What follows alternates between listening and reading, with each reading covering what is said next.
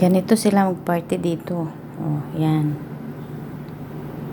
Sa isang lamisa, 9 na termos ang laman.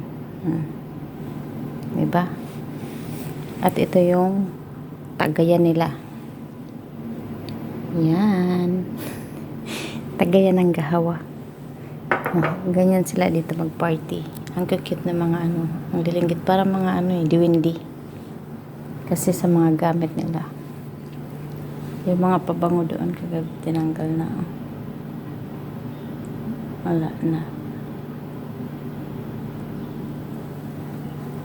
9 na termos ang laman sa isang lamisa. Ito naman dito is dates. Dates ang laman ng isang lamisa. Ito yung pangalawang lamisa. Bulaklak at dates ang laman. Ito naman, pangatlong lamisa. Termos ulit. At saka prutas.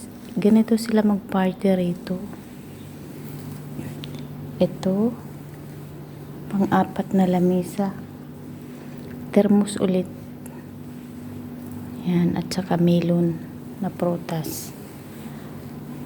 Tapos pang-5 lamisa, termos ulit. Diba?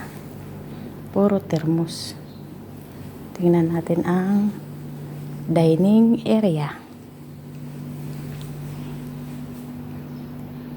Tingnan natin ang dining area. Diba ang ganda ng design ng sala? Ito yung pang-6 na lamisa. Pang-6 siya. Ano ba naman ito?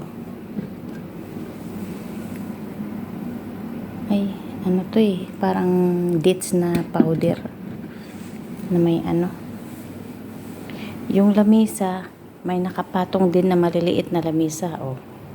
Saan ka pa? Diba? Ito parang binangkal Ito.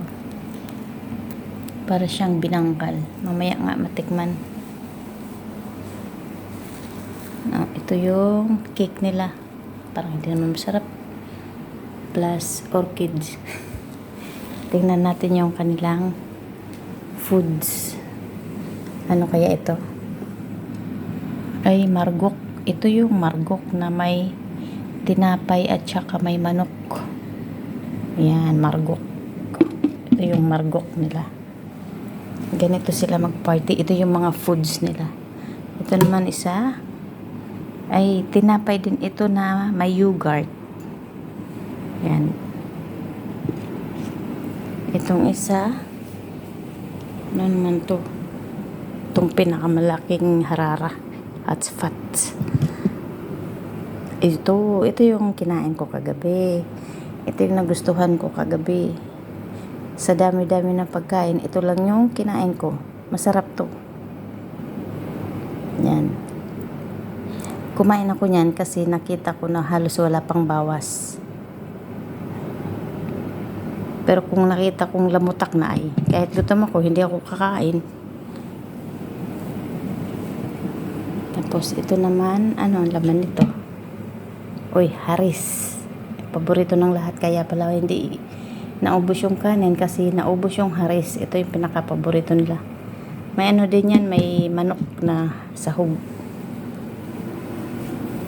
Ito naman, ano laman nito? Ay, halos hindi rin nakain yung balalit Ito yung balalit na parang pansit na may kasoy at saka may itlog. Ayan siya. Ito yung pagkain nila rito. Ano naman yung last na caldero. Ay, caldero hats. Fats. Ano naman to? Ay, margok din. Margok. Pero malalaki ang gulay. Malalaki ang pagkakahiwa ng gulay. Yung isang margok kasi durog ang gulay at saka may manok din. Sim-sim. Oh, ganito ang party dito. Bye-bye!